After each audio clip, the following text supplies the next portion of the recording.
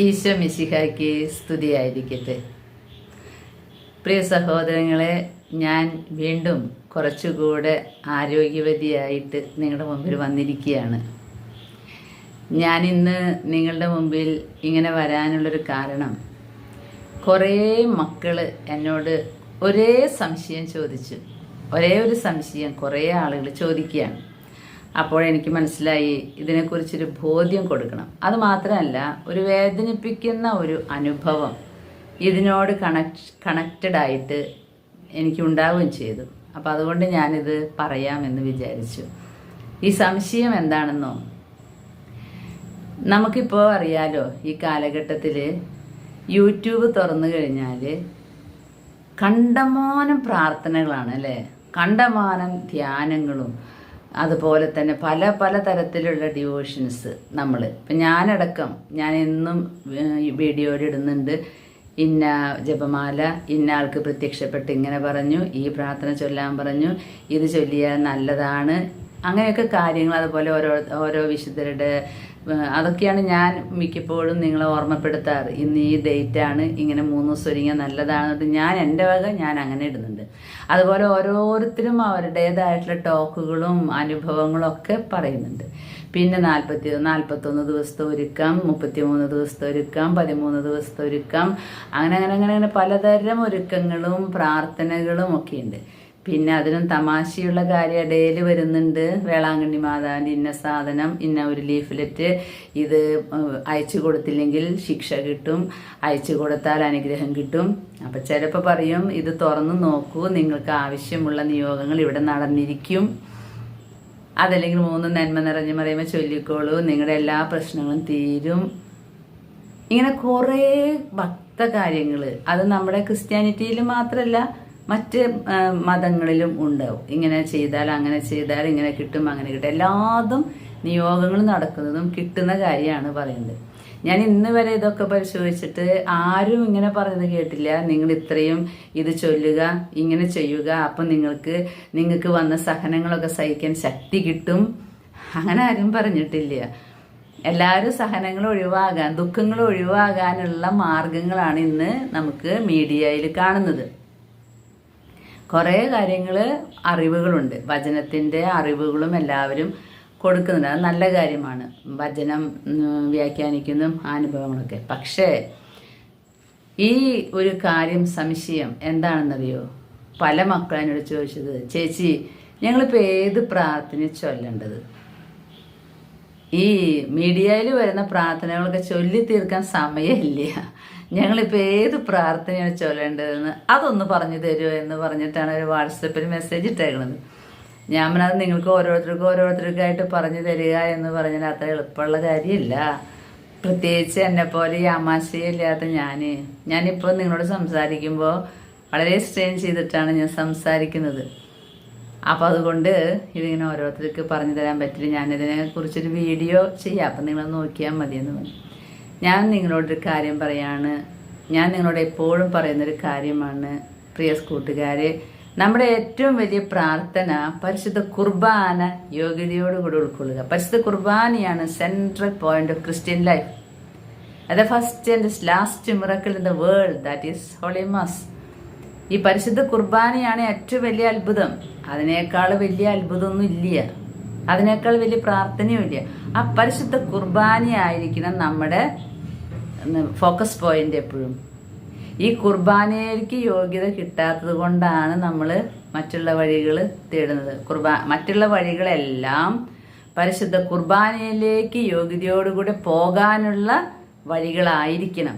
അല്ലാതെ ആ ഇടയിൽ വെച്ചിട്ട് ആ വഴിയുടെ അവിടെ തങ്ങി നിൽക്കരുത്.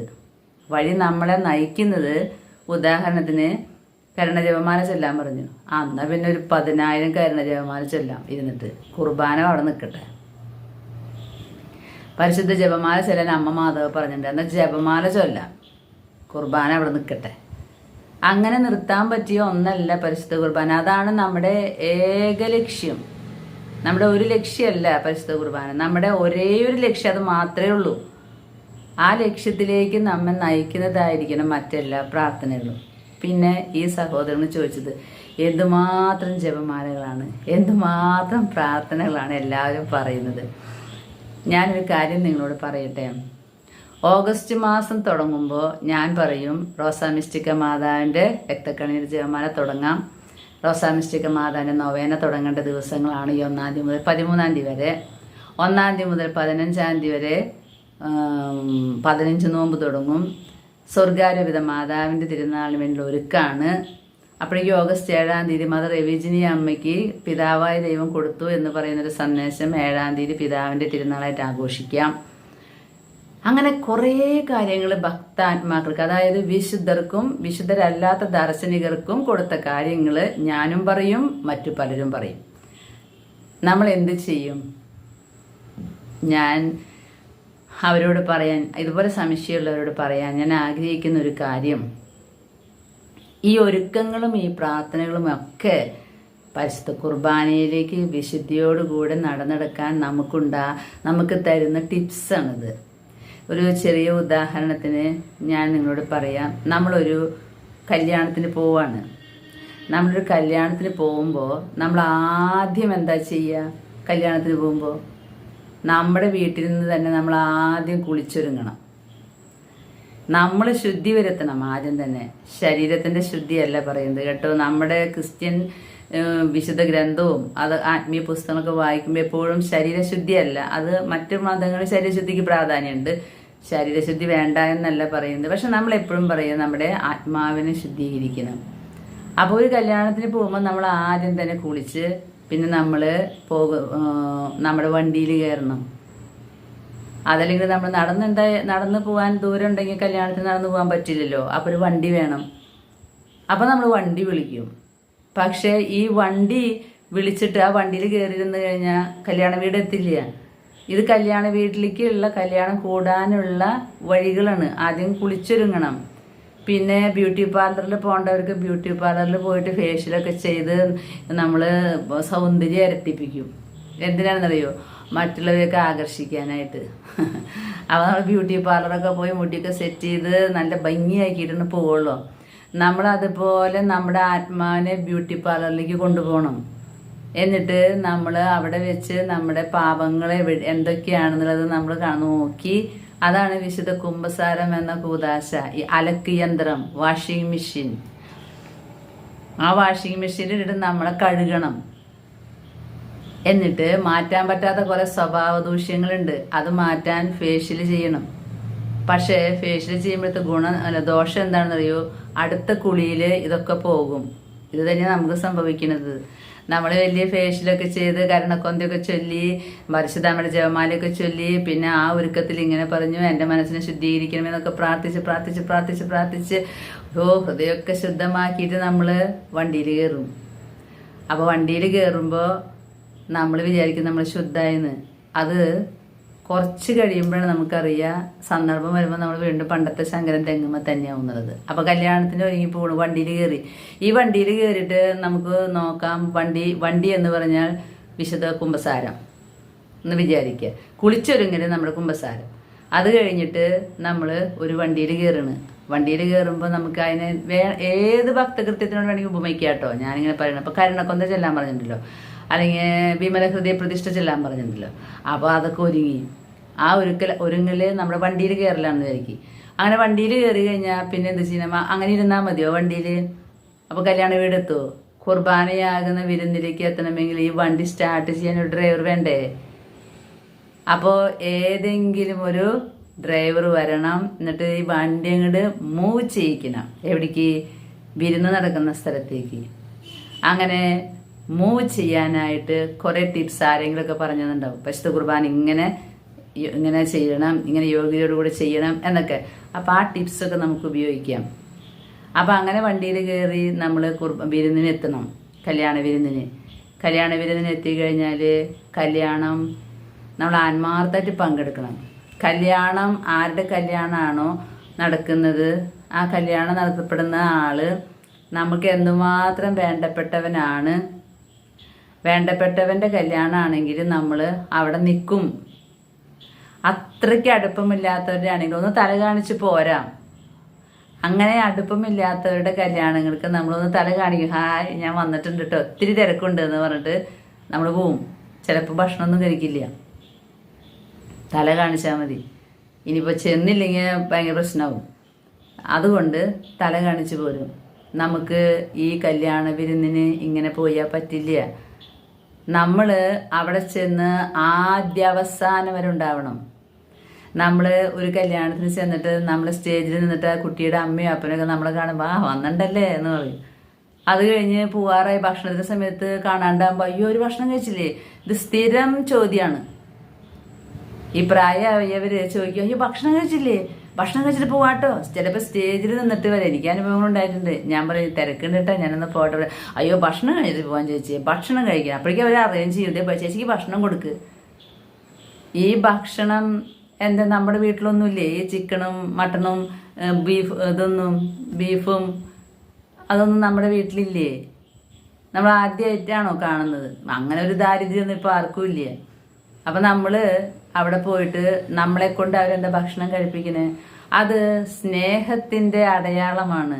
അവിടെ പോയിട്ട് നമ്മൾ ഭക്ഷണം കഴിച്ച് പോരുക എന്ന് പറഞ്ഞാൽ അവിടെ ഉണ്ടാക്കി വെച്ചിട്ടുള്ള ഓരോന്നും കഴിക്കണം. അവർക്ക് ഭയങ്കര നിർബന്ധം. ഐസ്ക്രീം എടുത്തില്ലേ, മറന്നിട്ടില്ലല്ലോ, അത് പറ്റില്ലെങ്കിൽ വേറെ അവിടെ സ്വീറ്റ്സ് വേറെ ഉണ്ട്, അത് എടുത്തോളൂ. പ്രിയ കൂട്ടുകാരെ, പരിശുദ്ധ കുർബാന എന്നതും ഒരു വിരുന്ന് തന്നെയാണ്. അപ്പോൾ ഈ വിരുന്നിലേക്ക് നമ്മെ നയിക്കുന്ന വഴികളാണ് മറ്റുള്ള ഒരുക്കങ്ങൾ. അപ്പോൾ ഈ ഒരുക്കങ്ങൾ ഇങ്ങനെ ചെയ്ത് ഒരുങ്ങി അവിടെ നിന്നാൽ നമ്മൾ ഫേഷ്യലും ഇട്ട് അവിടെ നിൽക്കും. എല്ലാവരും പറയുന്ന എല്ലാ പ്രാർത്ഥനകളും ചൊല്ലാൻ നമ്മൾ നോക്കിയിട്ട് കുർബാന അവിടെ നിന്ന് കഴിഞ്ഞാൽ നമ്മളിവിടെ പ്രാർത്ഥനകളും ചൊല്ലി നിൽക്കും. കുർബാന അവിടെ കഴിയും, കുർബാനയ്ക്ക് നേരം കിട്ടില്ല. അപ്പോൾ അതുകൊണ്ട് ഞാൻ നിങ്ങളോട് പറയാണ്, പരിശുദ്ധ കുർബാനയിലേക്ക് ആദ്യം ഓടിക്കയറണം. അത് കഴിഞ്ഞിട്ട് നേരം ഉണ്ടെങ്കിൽ നമുക്ക് എന്തൊരുക്കങ്ങളും ചെയ്യാം, എന്ത് പറഞ്ഞിട്ടുള്ള പ്രാർത്ഥനകളൊക്കെ. പരിശുദ്ധ കുർബാനയ്ക്കുള്ള ഏറ്റവും വലിയ ഒരുക്കമാണ് വിശുദ്ധ കുമ്പസാരം. ആ കുമ്പസാരത്തിന് നമ്മെ ഒരുക്കുന്ന കുറേ ഒരുക്കങ്ങൾ ഉണ്ടാകും. ഈ യൂട്യൂബിൽ തുറന്നാൽ കാണും. അതൊക്കെ കാണണം, കണ്ടിട്ട് നമ്മുടെ മനസ്സിൽ വെക്കണം. അല്ലാതെ ഈ മീഡിയയിൽ ഞാനടക്കം പറയുന്ന കാര്യങ്ങൾ ചൊല്ലിക്കൊണ്ടിരിക്കലല്ല ശരിയായിട്ടുള്ള പ്രാർത്ഥന. ഞാനൊക്കെ ചെയ്യുന്നത് ഓർമ്മപ്പെടുത്തലാണ്. അപ്പോൾ ആ സഹോദരനെ ചോദിച്ചാൽ ഏത് ജപമാല ചെല്ലുണ്ട്? ഞാൻ പറഞ്ഞാൽ നമുക്ക് ആകെ ഒരു ജപമാല ഉണ്ട്, 53 മണി ജപമാല, അതാണ് ചെല്ലേണ്ടത്. കരുണക്കൊന്ത അതാണ് ചെല്ലേണ്ടത്. അപ്പോൾ എങ്ങനെയാണ് ഇതൊക്കെ ചൊല്ലുക? ഞാൻ പറഞ്ഞു ഓഗസ്റ്റ് 1 മുതൽ 13 വരെ രക്തക്കണിഞ്ഞ ജപമാല ചൊല്ലാൻ പറയും റോസ മിസ്റ്റിക്ക മാതാവിൻ്റെ. അത് 1 മുതൽ 13 വരെ ഒരെണ്ണം വീതം ചൊല്ലിയിട്ട് അത് ഭക്തിയോടും തീക്ഷ്ണതയോടും വിളിച്ചിട്ട് കാഴ്ചവെക്കുക. 15 മുമ്പ് 12 ഒരുക്കം എന്ന് പറയുമ്പോൾ ആ 12 മുതൽ 15 വരെ 3 ദിവസമാണ് ഒരുക്കം. അല്ലാതെ പിന്നെ എല്ലാ മാസവും ഈ ഒരുക്കം ചൊല്ലാനായിട്ട് പറയില്ല. ഓരോ ദിവസത്തിനും ഓരോ പ്രത്യേകതകളുണ്ട്. സെപ്റ്റംബർ 8 എന്ന് പറഞ്ഞിട്ടുണ്ടെങ്കിൽ 1 മുതൽ 8 വരെയാണ് നോമ്പ്. ആ നോമ്പ് കഴിഞ്ഞാൽ ബർത്ത്ഡേയുടെ ഒരുക്കം കഴിഞ്ഞു. പിന്നെ അത് നമ്മൾ ഇങ്ങനെ 9, 10, 11 ഒക്കെ ഈ ഒരുക്കങ്ങൾ ചെയ്തുകൊണ്ടിരിക്കുമോ? ഒരിക്കലും ചെയ്യേണ്ട ആവശ്യമില്ല. അപ്പം ഞാൻ അവരോട് പറഞ്ഞു ഇന്ന ജപമാല ചൊല്ലും. ഇപ്പോൾ ഈ ജൂലൈ മാസത്തിൽ തിരുരക്തത്തിന് ജപമാല ചെല്ലാൻ പറഞ്ഞാൽ ജൂലൈ മാസം തിരുരക്തത്തിൻ്റെ മാസത്തെ പ്രതിഷ്ഠിക്കപ്പെട്ടതാണ്. അപ്പോൾ ജൂലൈ മാസം തിരുരക്തത്തിൻ്റെ അതിന് ഇമ്പോർട്ടൻസ് കൊടുക്കുക. പരിശുദ്ധ കുർബാന കഴിഞ്ഞിട്ട്, എല്ലാം പരിശുദ്ധ കുർബാന കഴിഞ്ഞിട്ടേ ഉള്ളൂ ഒരുക്കങ്ങൾ. കുർബാന യോഗ്യതയോടുകൂടെ പങ്കുകൊള്ളാൻ കഴിഞ്ഞിട്ടുണ്ടെങ്കിൽ അത് മതി. പക്ഷെ അത് പറ്റില്ലല്ലോ നമ്മൾക്ക്. അപ്പം അതുകൊണ്ട് പരിഹാരമായിട്ട് നമ്മൾ ഇങ്ങോട്ടൊക്കെ ചെയ്യും. ഓഗസ്റ്റ് മാസം ഇങ്ങനെ ചെയ്യും, സെപ്റ്റംബറിൽ ഒരുക്കം വരും, ഒക്ടോബർ മാസം തുടങ്ങി കഴിഞ്ഞാൽ മാലാഖമാരുടെ മാസമല്ലേ, ജപമാല മാസമല്ലേ. അപ്പം നമ്മൾ ഇമ്പോർട്ടൻ്റ് ആയിട്ട് പ്രാധാന്യം കൊടുക്കുന്നത് ജപമാലയ്ക്കാണ്, മാതാവിൻ്റെ ജപമാലയ്ക്ക്. അത് വിചാരിച്ച് കുർബാന മുടങ്ങിയിട്ടുള്ള ജപമാല വേണ്ട. പരിശുദ്ധ കുർബാനയാണ് ഏറ്റവും മുഖ്യം. എന്നിട്ട് ബാക്കിയുള്ള നേരം നമ്മൾ ജപമാല ചെല്ലും. ഞാൻ എൻ്റെ പങ്കുവയ്ക്കലുകൾ നിങ്ങളോട് എപ്പോഴും പറയും, കുത്തിയിരുന്നുള്ളൊരു പ്രാർത്ഥന ഈശോ വരെ പറയുന്നില്ല. കുത്തിരുന്ന് ഇങ്ങനെ പ്രാർത്ഥിക്കുക. അങ്ങനെ പ്രാർത്ഥിക്കണമെങ്കിൽ ഒന്നുകിൽ നിങ്ങൾ മിണ്ടാമഠത്തിൽ അംഗമായിരിക്കണം. അവിടെയുണ്ട് പണികൾ. ഞാൻ മിണ്ടാമഠത്തിൻ്റെ വീഡിയോ ഇട്ടപ്പോൾ നിങ്ങൾക്കറിയില്ല, അവിടെ പണികളുണ്ട്. ആ പണികളുടെ സമയത്ത് ഞാനിപ്പോൾ ജപമാല ചെല്ലാന്ന് പറഞ്ഞിരിക്കാൻ പാടില്ല. അമ്മ ത്രേസ്യാമ്മയുടെ അനുഭവം കേട്ടിട്ടില്ലേ? ഉണ്ണീശോ പ്രത്യക്ഷപ്പെട്ടിട്ട് കളിക്കും അമ്മ ത്രേസ്യയുടെ കൂടെ. അങ്ങനെ കളിച്ചുകൊണ്ടിരിക്കുന്ന സമയത്ത് മഠത്തിൽ മണിയടിച്ചപ്പോൾ അമ്മ ത്രേസ്യ എന്താ പറഞ്ഞേ? ഈശോയെ, ഉണ്ണീശോ നീ ഇവിടെ ഇരിക്കി, ഭക്ഷണത്തിനുള്ള സമയമായി. ഞാനതുകൊണ്ട് ഭക്ഷണം കഴിക്കാൻ പോട്ടെ, അത് ചെന്നില്ലെങ്കിൽ നിയമങ്ങൾ തെറ്റിച്ചതുപോലെയാ, അതുകൊണ്ട് നീ ഇവിടെ വെയിറ്റ് ചെയ്തിരിക്കുന്നു എന്ന്. പാവം ഉണ്ണീശോയ്ക്കറിയാം നിയമത്തിന് എത്ര പ്രാധാന്യം ഉണ്ടെന്ന്. കോണിയുമ കാത്തിരുന്നു ഉണ്ണീശോ. അമ്മ ത്രേസ്യ പറഞ്ഞ നീ പൊക്കോന്നാ പറഞ്ഞത്, എനിക്ക് അത് കഴിഞ്ഞിട്ട് വരണമെന്ന്. പക്ഷേ ഭക്ഷണം കഴിഞ്ഞ് വന്നപ്പോൾ ആള് കോണിയും ഇരിക്കുക ഉണ്ണീശോ ഇങ്ങനെ അമ്മ ത്രേസ്യനെയും കാത്ത്. അപ്പോൾ ഓരോന്നിനും ഓരോ സമയമുണ്ട്, ചെയ്യേണ്ട കാര്യങ്ങളുണ്ട്. അപ്പം നമ്മളിങ്ങനെ മാറി മാറി, ഈ ആള് പറഞ്ഞ് 41 ദിവസം ഒരുങ്ങാൻ, ഇയാൾ പറഞ്ഞു 31 ദിവസം ഒരുങ്ങാൻ, ഈ ചേച്ചി പറഞ്ഞു 13 ദിവസം ഒരുങ്ങാൻ, അപ്പം മറ്റേ ചേച്ചി പറഞ്ഞു 3 ദിവസം ഒരുങ്ങാൻ, അപ്പം മറ്റേ അവിടുന്ന് ടോക്ക് കേൾക്കണു ഒരു 50 ദിവസത്തെ ഒരുക്കം, ചില ടോക്കിൽ പറഞ്ഞു ഡെയിലി ഒരുക്കം. ഇതെല്ലാം ചെയ്തു കഴിഞ്ഞാൽ കുടുംബിനിയായിട്ടുള്ള കുടുംബനാഥന്മാരും ജോലിക്കാരുമായിട്ടുള്ള നിങ്ങൾക്ക് ജോലി ചെയ്യാനും കുടുംബത്തിലത്തെ കാര്യങ്ങൾ നിർവഹിക്കാനും എവിടെ സമയം? എന്നിട്ട് കുടുംബത്തിലെ അസ്വസ്ഥതകൾ ഉണ്ടാക്കും ഇരുന്ന് പ്രാർത്ഥിച്ചിട്ട്. എന്നിട്ട് നമ്മൾ അതിനുവേണ്ടി ബഹളടിക്കും. എനിക്ക് പ്രാർത്ഥിക്കണ്ടേ? പ്രിയ കൂട്ടുകാരെ, നമ്മുടെ വീട്ടിൽ നമുക്കുണ്ടാകുന്ന സഹനമാണ് ഏറ്റവും വലിയ പ്രാർത്ഥന. ഏറ്റവും വലിയ പ്രാർത്ഥന നമ്മുടെ സഹനമാണ്. സഹനമാണ് സ്വർഗത്തിലേക്കുള്ള വാതിലെന്നാ പറയുന്നത് വിശുദ്ധര്. ഭൂമിയിലത്തെ സുഖമാണ് സ്വർഗവാതില്, ഭൗതിക സ്നേഹമാണ് സ്വർഗവാതിൽ അടയ്ക്കുന്ന ആ വലിയ പാറക്കല്ല്. അപ്പോൾ നമ്മൾ ഉള്ളിൻ്റെ ഉള്ളിൽ വരുന്ന മാറ്റമാണ് പ്രധാനം. ഭൗതികമായ സ്നേഹങ്ങൾ വെടിഞ്ഞ് ഈശോയിലേക്ക് നമ്മുടെ ഹൃദയം കൊണ്ടുപോയിട്ട് നമ്മുടെ ഹൃദയത്തിനെ ഒരുക്കി അതിനെ നമ്മൾ വെടുപ്പാക്കി ഫേഷ്യൽ ചെയ്ത് ഭയങ്കര ബ്യൂട്ടിയാക്കി പരിശുദ്ധ കുർബാനയാകുന്ന വിരുന്നിൽ പോകണം. അവിടെ ചെന്നിട്ട് ആ വിരുന്ന് കഴിക്കണം, ഭക്ഷണം കഴിക്കണം. ഈശോയുടെ തിരുശരീര രക്തവും അത് കഴിക്കാനുള്ളൊരു യോഗ്യത നമുക്കില്ല. അതുകൊണ്ടാണ് ഈ ലൂയിസ് ഡി മോൺഫോർട്ടിന്റെ വിമല ഹൃദയ പ്രതീക്ഷയിൽ നമ്മൾ കാണുന്നത് പരിശുദ്ധ അമ്മേനെ വിളിക്കാൻ. ഇതൊക്കെയാണ് ടിപ്സ്.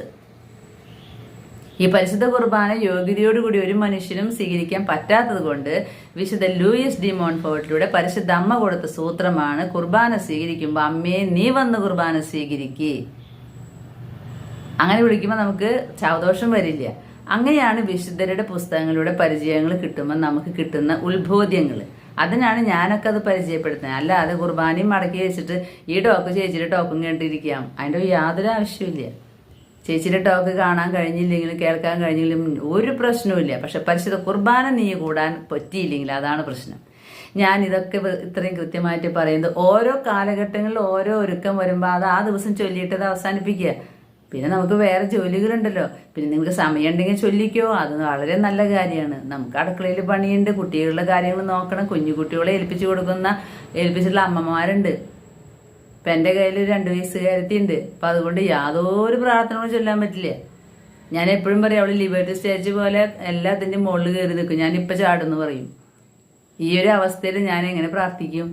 അപ്പം നമ്മളവിടെ ഈ ജപമാരം ചൊല്ലിയിരുന്നാൽ മതിയോ? അപ്പോൾ എൻ്റെ കർമ്മം, എൻ്റെ ഡ്യൂട്ടി കുഞ്ഞിനെ നോക്കലാണ്. ഞാൻ ഇനി ഒരു അനുഭവം പറയാം, ഒരു വേദനിപ്പിക്കുന്ന ഒരു അനുഭവം. അതുകൊണ്ടാണ് ഞാൻ ഇത്രയ്ക്ക് ഓപ്പണായിട്ട് പറയുന്നത്. നമ്മളിങ്ങനെ മാറി മാറി ടോക്കുകൾ കേട്ട് ഈ ടോക്കുകൾ കേൾക്കുന്നതിലല്ല കാര്യം. നമ്മൾ എത്രമാത്രം ടോക്കുകൾ കേട്ടു, എത്രമാത്രം ധ്യാനങ്ങൾ കൂടി, ആ ധ്യാനം ഈ ധ്യാനം മറ്റേ ധ്യാനം, അങ്ങനെ ഇപ്പം മറ്റുള്ള മതങ്ങളിലാണെങ്കിൽ ഇങ്ങനെ മെഡിറ്റേഷൻ അങ്ങനെ മെഡിറ്റേഷൻ, ഇതൊക്കെ എല്ലാ മെഡിറ്റേഷനും കഴിഞ്ഞിട്ട് അവസാനം ഒരു പ്രശ്നം ഉണ്ടാകുമ്പോൾ കരഞ്ഞ് കണക്കിലാക്കിയിട്ട് നമ്മൾ കണ്ടുമുട്ടാൻ ഇട വന്നിട്ടുണ്ട് ഞാൻ. അപ്പം ഞാൻ തമാശയ്ക്ക് ചോദിക്കും, നിങ്ങളല്ലേ ഇത്ര ആഴ്ച പോയിട്ട് ഇങ്ങനെ ഇവിടെ ഇങ്ങനെ ഇരുന്നത്, എന്നിട്ട് നിങ്ങൾക്കൊന്നും കിട്ടിയില്ല? അങ്ങനെ ഒന്നും കിട്ടിയില്ലെങ്കിൽ ഇങ്ങനെ ഒരു പ്രതിസന്ധി വന്നപ്പോൾ നിങ്ങൾക്കിത് എങ്ങനെ ഇതിനെ ഓവർകം ചെയ്യണമെന്ന് നിങ്ങൾക്ക് ഒന്നും കിട്ടിയില്ലെങ്കിൽ പിന്നെ നിങ്ങൾ എന്തിനെങ്ങനെ ഓടി നടക്കണേ? ഓടി നടക്കുന്നതിൻ്റെ ആവശ്യമേ ഇല്ല എന്ന് ഞാൻ പറഞ്ഞു. ഞാൻ പലരോടും അങ്ങനെ പറയും. നിങ്ങളല്ലേ ഇപ്പം തന്നെ ഒരാഴ്ച എന്തോ, അത് ക്രിസ്ത്യാനിറ്റിനെ മാത്രമല്ല ഞാൻ പറയുന്നത് കേട്ടോ. എൻ്റെ അടുത്തേക്ക് എനിക്ക് കുറേ ഫ്രണ്ട്സ് ഉണ്ട്, പലതരത്തിലുള്ള മതങ്ങളിൽ പെട്ടവരൊക്കെ ഉണ്ട്. അപ്പോൾ അവരൊക്കെ വന്നിട്ട് ഓരോന്ന് ഷെയർ ചെയ്യുമ്പോൾ ഞാൻ നിങ്ങൾ ഇന്ന സ്ഥലത്ത് പോയിട്ട് ഇത്രയും ദിവസമൊക്കെ എന്തൊക്കെയോ പരിപാടികൾ ഉണ്ടായിരുന്നു, എന്നിട്ട് ഇപ്പം നിങ്ങൾക്ക് ഈ ചെറിയ പ്രശ്നം വന്നപ്പോൾ എങ്ങനെ ഇതിനെ അതിജീവിക്കണമെന്ന് മനസ്സിലായില്ല? ഇല്ല, അങ്ങനെയാണെങ്കിൽ പിന്നെ എന്തിനാ അങ്ങനെ പോണേ? വെറുതെ നമ്മുടെ ഭർത്താവിനും മക്കളെയൊക്കെ ഇട്ടിട്ട് എന്തിനാ പിന്നെ അവിടെയൊക്കെ പോയിരിക്കുന്നത്?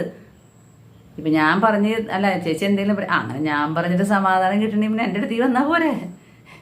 ഇത്രയൊക്കെ നേരങ്ങൾ അവിടെ ഇരുന്നിട്ട് നിങ്ങൾക്ക് ഒന്നും കിട്ടിയില്ലെങ്കിൽ കിട്ടേണ്ടത് കിട്ടണേ. നമ്മുടെ മനസ്സിൽ നമുക്ക് കിട്ടേണ്ടത്, നമുക്ക് ആവശ്യമുള്ളത് നമ്മുടെ മനസ്സിൽ അരക്കിട്ട് ഉറപ്പിച്ചിട്ടുണ്ടാവണം. അതാണ് നമ്മുടെ ദൈവത്തിൻ്റെ സംരക്ഷണം. എൻ്റെ ദൈവം എന്നെ സംരക്ഷിക്കാൻ എൻ്റെ കൂടെയുണ്ടെന്ന് അറിഞ്ഞാൽ എൻ്റെ ഈ ജീവിതത്തിൻ്റെ ലക്ഷ്യം എൻ്റെ ദൈവത്തിനെ കണ്ടുമുട്ടലാണ് എന്നുള്ള ബോധ്യം, ആഴത്തിലുള്ള ബോധ്യം ഉണ്ടെങ്കിൽ എവിടെയും ഓടി നടക്കണ്ട. പക്ഷെ ഓടി നടക്കുന്നതുകൊണ്ട് ഞാൻ കുറവുകളല്ല പറയുന്നത്. ഓടി നടക്കുന്നുണ്ടെങ്കിൽ അതിൽ നിന്ന് നമ്മൾ അതിൻ്റെ ഫ്രൂട്ട്സ് കിട്ടണം, നമുക്ക് ഫലം കിട്ടണം. അല്ലാണ്ട് എവിടേക്കോ പോയിട്ട് നല്ല കുന്നുണ്ട്, മലയുണ്ട്, ഭയങ്കര നല്ല പ്ലേസാണ്, നല്ല ഭക്ഷണമാണെന്നൊക്കെ പറഞ്ഞിട്ട് അവിടെ നിന്ന് ഇങ്ങോട്ട് പോരുമ്പോൾ ജീവിതത്തിലെ വേദനിപ്പിക്കുന്ന അനുഭവങ്ങളോട് കൂട്ടിമുട്ടുമ്പോൾ പിന്നെ എല്ലാം പോയി. ഈ കുന്നും മലയും കാടും പുഴയും ഒക്കെ പോയി. പിന്നെ മനുഷ്യൻ പച്ചയെ മനുഷ്യനായി മാറി. അത് പാടില്ല. ഞാൻ ഈ അനുഭവം പറയാൻ നിങ്ങളോട്. എൻ്റെ അടുത്ത് കൂട്ടായ്മയിലേക്ക് ഒരു സഹോദരി വന്നു. അത് ക്രിസ്ത്യൻ ആണോ മുസ്ലിം ആണോ ഹിന്ദു ആണോ എന്ന് ഞാൻ പറയുന്നില്ല. ഒരു സഹോദരി വന്നു, കരഞ്ഞിട്ടാണ് വന്നത്. കരച്ചിൽ നിർത്തുന്നില്ല. ഞാൻ അവരോട് പറഞ്ഞു, എന്തിനാ നിങ്ങളിങ്ങനെ കരയുന്നേ, എന്താ കാരണം എന്ന് പറയേ എന്ന് പറഞ്ഞു. നമ്മുടെ കൂട്ടായ്മയിൽ ക്രിസ്ത്യൻസ് മാത്രമല്ല വരുന്നത്, അതുകൊണ്ടാണ് ഞാൻ പറയുന്നത്. ഇതിന് മതമില്ല, ഒരു മനുഷ്യത്തി. എന്നിട്ട് കരയാണ്. എന്തിനാണ് കരയുന്നത്? അപ്പോൾ അവർ പറഞ്ഞത് അവരുടെ ഒരു കുട്ടി മരിച്ചു. ഞാൻ എല്ലാ കാര്യങ്ങളും ക്ലിയർ ആയിട്ട് പറയണില്ല, അത് അവരും ഇരുന്നത് കേൾക്കുന്നുണ്ടാവും. അപ്പോൾ അവരുടെ ഒരു കുഞ്ഞ് മരിച്ചു. ഞാൻ പറഞ്ഞു, ഞാൻ ഈ മരിച്ചവരെ കുറിച്ച് പറയുന്നതുകൊണ്ടായിരിക്കാം വന്നേ. അങ്ങനെ വിചാരിച്ച് ഞാൻ പറഞ്ഞു, കുഞ്ഞ് മരിച്ചു, വേദനയുള്ള കാര്യം തന്നെയാണ്, എനിക്കും വേദന ഉണ്ടാവും. പക്ഷേ വേദനിച്ചിട്ട് ഇങ്ങനെ കരഞ്ഞിട്ട് എന്താ പ്രയോജനം? മരിച്ച കുഞ്ഞ് തിരിച്ചു വരില്ലല്ലോ. ഞാൻ എപ്പോഴും പറയും, മരണം അത്രയ്ക്ക് അങ്ങോട്ട് കരയണ്ട, കാരണം മരിച്ചുപോയി. പക്ഷെ കുഞ്ഞുങ്ങളെ കട്ടുകൊണ്ടുപോയി എന്നുള്ളത് നമുക്ക് സഹിക്കില്ല. കുഞ്ഞുങ്ങളെ വലിയവരും കട്ടുകൊണ്ടുപോയാൽ പിന്നെ ജീവിക്കാൻ പറ്റില്ല നമുക്ക്. അതുകൊണ്ട് നമ്മൾ മരണം എന്ന് പറഞ്ഞാൽ എല്ലാവർക്കും ഉള്ളതല്ലേ, എല്ലാവർക്കും ഉള്ളതല്ലേ. നമ്മളെ എന്ത് പറഞ്ഞാലും ഇന്ന് നമുക്ക് ഒഴികഴിവില്ല. അതുകൊണ്ട് മരിച്ചു, എന്താ ചെയ്യുക, സങ്കടമുള്ള കാര്യമാണ്. എങ്കിലും നമ്മൾ പിന്നെ അതിന് കുറേ ടിപ്സ് നമുക്ക് തരും. നമ്മൾ കൊടുക്കുന്നത് അതാണ്. അതായത് നമ്മൾ ഇവിടെ കൊണ്ട് നമ്മൾ അവസാനിക്കുന്നില്ല. നമ്മുടെ വിശ്വാസപ്രകാരം നമ്മൾ അവിടെ കൂട്ടിമുട്ടും. അവർ മാലാഖിയായിട്ട് ഈശോയുടെ കരങ്ങൾ ഉണ്ടാവും എന്നൊക്കെ പറയും നമ്മൾ. അത് സത്യം തന്നെയാണ്.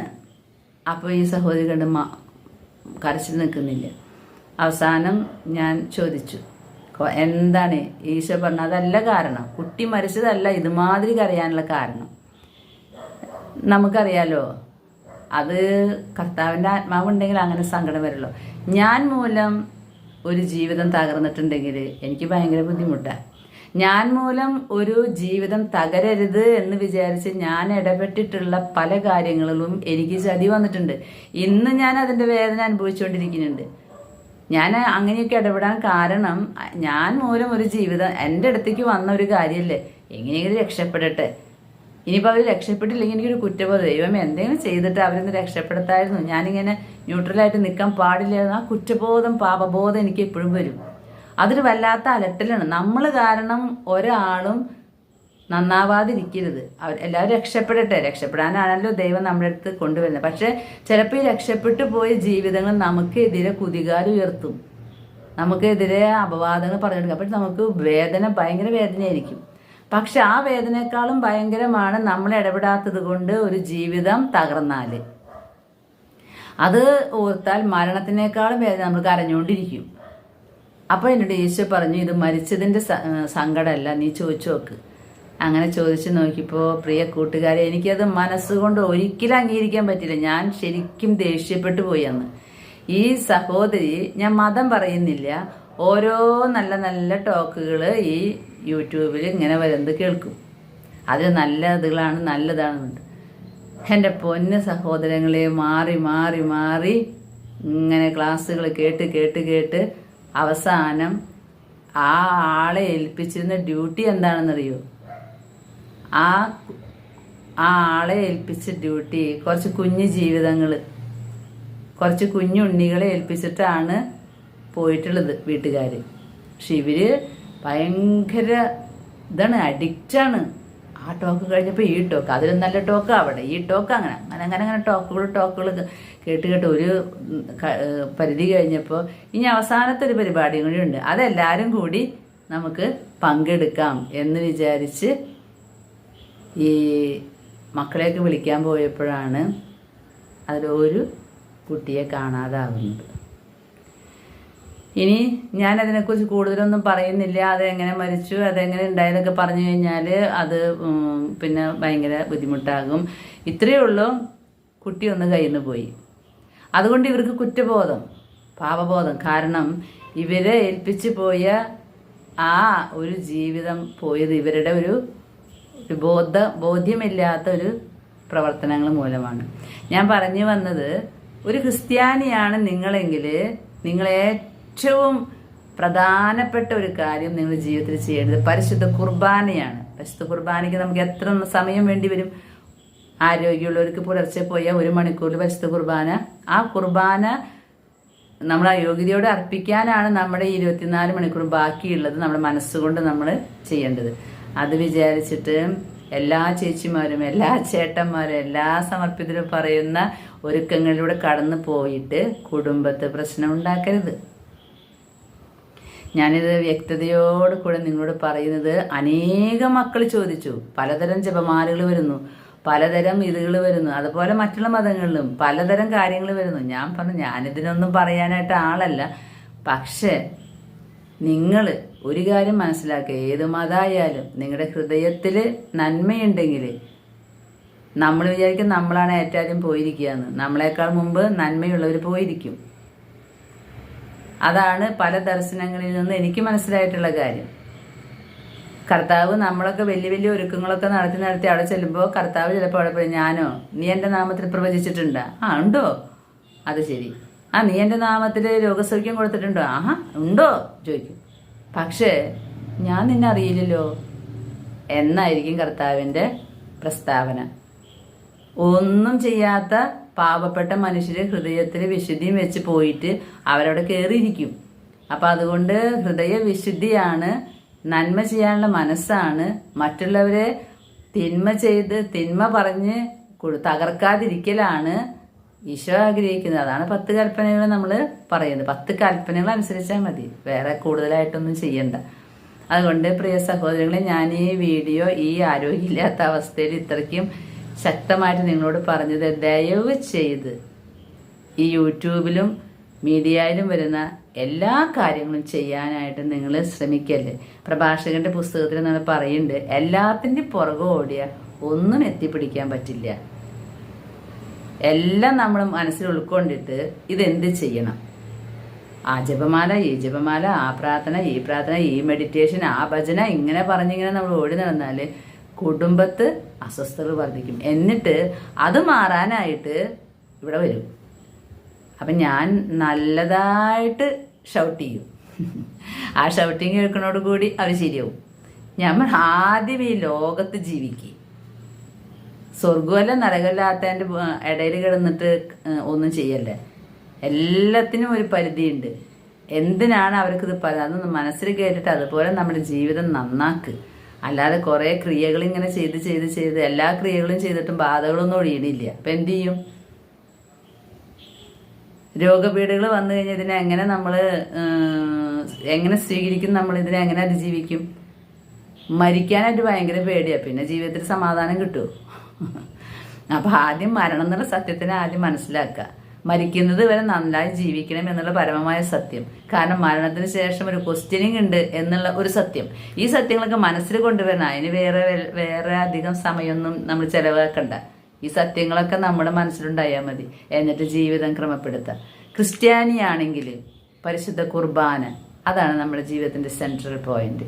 ബാക്കിയുള്ളതൊക്കെ ഞാൻ ഈ പറഞ്ഞ പോലെ കല്യാണ വിരുന്നിന് പോകുമ്പോൾ കുളിക്കണം, ഫേഷ്യൽ ചെയ്യണം, വണ്ടി വിളിക്കണം, വണ്ടിക്ക് ഡ്രൈവർ വേണം, ഡ്രൈവർ വണ്ടി ഓടിച്ചിട്ട് കുർബാനയാകുന്ന വിരുന്ന്, കല്യാണ വിരുന്ന് നടത്തുന്ന സ്ഥലത്തേക്ക് എത്തണം. അല്ലാണ്ട് ഫേഷ്യലും ചെയ്തു എല്ലാം ചെയ്തു വണ്ടിയിൽ ഇരിപ്പായി ഒരിക്കലും ജീവിതം ലക്ഷ്യസ്ഥാനത്ത് എത്തില്ല. ഇതാണ് എനിക്ക് നിങ്ങളോട് പറയാനുള്ളത്. അപ്പോൾ ഓരോ കാലങ്ങളിൽ നിങ്ങൾക്ക് ഒരുക്കങ്ങൾ വേണം. അതൊക്കെ നമ്മൾ നിങ്ങൾക്ക് ശ്രദ്ധയിൽപ്പെടുത്തും. ഇന്ന ദിവസം അന്തോണിസ്പിനാന്റെ ബർത്ത്ഡേ ആണ് കേട്ടോ, പുള്ളിയൊരു ബർത്ത്ഡേ വിഷ് കൊടുത്തോ, അന്തോണിസ്പിനാന്റെ ജീവിത വിശുദ്ധി പകർത്തിക്കോ. അതിനൊന്നും സമയം വേണ്ടല്ലോ. ഇന്ന ദിവസം ഔസേപ്പിതാവിന്റെ ദിവസമാണ് കേട്ടോ. അപ്പോൾ ഔസേപ്പിതാവിന്റെ മാർച്ച് 19 ആകുമ്പോൾ നമ്മൾ ഔസേപ്പിതാവിന്റെ വണക്കമാസം തുടങ്ങിക്കോ. നേരമുണ്ടെങ്കിൽ മതി, നേരമില്ലെങ്കിൽ വേണ്ട. ഔസേപ്പിതാവിന്റെ വണക്കമാസം നീ ചെല്ലിയില്ലല്ലോ എന്ന് പറഞ്ഞിട്ട് നീ ഇടത്തോട്ട് പോകുന്ന കർത്താവ് പറയില്ല. കർത്താവ് പറയാ കൽപ്പനകൾ പാലിച്ചോ. ഏതാണ് കൽപ്പന? സ്നേഹമാണ് കൽപ്പന സഹോദരങ്ങളെ. എല്ലാവരെയും ഒരുപോലെ സ്നേഹിക്കാൻ കഴിഞ്ഞാൽ പിന്നെ ഒരു വണക്കമാസവും വേണ്ട, ഒന്നും വേണ്ട. പക്ഷെ അതിന് പറ്റുന്നില്ലല്ലോ. അതുകൊണ്ടാണ് നമ്മൾ വിശുദ്ധരുടെ മാധ്യസ്ഥം തേടുന്നത്. പരിശുദ്ധ അമ്മയും വിശുദ്ധ ഔസേപ്പിതാവും വിശുദ്ധരൊക്കെ നമ്മളെ മറ്റുള്ളവരെ സ്നേഹിക്കാനായിട്ട്, മറ്റുള്ളവർ നമ്മളെ ദ്രോഹിച്ചാലും അവരെ സ്നേഹിക്കാനുള്ള കുറുക്കു വഴികളാണ് പറഞ്ഞു തരാം. അവരുടെ ജീവിതം കണ്ടാൽ, അൽഫോൻസമ്മയുടെ ജീവിതം നമ്മൾ വായിക്കുമ്പോൾ അത് തന്നെ വായിച്ചു വായിച്ചിരിക്കാനല്ല പറയുന്നത്. അൽഫോൻസമ്മ എങ്ങനെ സഹോദരങ്ങളുടെ കുത്തുപാടുകൾ സഹിച്ചു. മറിയം ത്രേസ്യ എന്തുമാത്രം അപവാദങ്ങൾ കേട്ടു. പുരോഹിതന്മാരെ കൂട്ടിവെച്ച് സംസാരിച്ചിട്ടും പിടിച്ചു നിന്നു ഈശോയിനെ കണ്ടതുകൊണ്ട്. ഇതൊക്കെയാണ് നമുക്ക് തരുന്ന മാതൃക. ഇത് നമ്മൾ വായിച്ച് മനസ്സിലാക്കി കഴിഞ്ഞാൽ കഴിഞ്ഞു. പിന്നെ അത് എപ്പോഴും അത് തന്നെയല്ല നമ്മുടെ ജീവിതം. നമ്മുടെ ജീവിതം ഈശോയിലേക്ക് എത്തണം. അതിന് നമ്മളെ സഹായിക്കുന്ന ഏറ്റവും നല്ല വഴികാട്ടിയാണ് പരിശുദ്ധ അമ്മ. അമ്മ എപ്പോഴും പറയാ, എൻ്റെ മോൻ്റെ ദിവ്യകാരുണ്യം സ്വീകരിക്കുക, പരിശുദ്ധ കുദാശയിലൂടെ കടന്നു പോവുക. ഇതാണ് ആ പരിശുദ്ധ അമ്മ പറഞ്ഞേ, സ്നേഹമെന്ന കൽപ്പന പാലിക്കുക, എന്നിട്ട് പിന്നെ ആത്മാക്കൾ രക്ഷിക്കുക. അല്ല കുറേ കാര്യങ്ങൾ പറയും. ഇതൊക്കെ നമ്മുടെ സമയം പോലെ നമ്മൾ ചെയ്യാവും. പ്രിയ കൂട്ടുകാർക്ക് ഇപ്പോൾ ഏത് പ്രാർത്ഥനയാണ് ചൊല്ലേണ്ടത് എന്നുള്ളതിന് ഒരു ധാരണയായിട്ടുണ്ടാകും അല്ലേ? ഇനി മുതൽ അങ്ങനെ ചൊല്ലും. നിങ്ങൾക്ക് സമയമുണ്ടോ? നിങ്ങൾ ടോക്കുകളൊക്കെ കേട്ട് നല്ലതാണ് ടോക്കുകളൊക്കെ കേൾക്കുന്നത്. പക്ഷെ ഇപ്പോൾ ചിലർ വറീഡാണ്. അയ്യോ, ഇവിടെ 43 ദിവസം ഒരുക്കം പറഞ്ഞു, ഇവിടെ 33 ദിവസത്തെ ഒരുക്കം കഴിഞ്ഞു, അതിനൊക്കെ സമയമില്ല ചേച്ചി, ഇനി 13 ദിവസത്തെ ഒരുക്കം. അതൊന്നും ഒരു പ്രശ്നമല്ല. പരിശുദ്ധ കുർബാന യോഗ്യതയോടുകൂടെ ഉൾക്കൊള്ളാനായിട്ട് എല്ലാവരെയും സ്നേഹിക്കാനുള്ള കൃപ അതെങ്ങനെ സ്വായത്തമാക്കണം, അതിന് വല്ല ടിപ്സ് ഉണ്ടെങ്കിൽ അതൊക്കെ കണ്ട് അത് നമ്മുടെ അവരുടെ ജീവിതാനുഭവങ്ങളായിരിക്കും, വിശുദ്ധരുടെ ജീവിതാനുഭവങ്ങൾ. അത് ചിലരുടെയൊക്കെ അനുഭവങ്ങൾ കേട്ടാൽ നമുക്ക് പെട്ടെന്ന് ടച്ച് ചെയ്യും. പിന്നെ എല്ലാവരെയും സ്നേഹിക്കാനുള്ള ഏറ്റവും വലിയ കുറുക്കുവഴി എന്താണെന്നറിയോ? ഒരു മാറാരോഗം ശരീരത്തിൽ വന്നാൽ മതി. പിന്നെ നമുക്ക് ആരോടും വിഷമമൊന്നും ഉണ്ടാവില്ല. ടിക്കറ്റും കിട്ടി വണ്ടി വരാൻ കാത്തിരിക്കുന്ന എന്നെ പോലുള്ള ആളുകൾക്ക് പെട്ടെന്ന് ക്ഷമിക്കാൻ പറ്റും.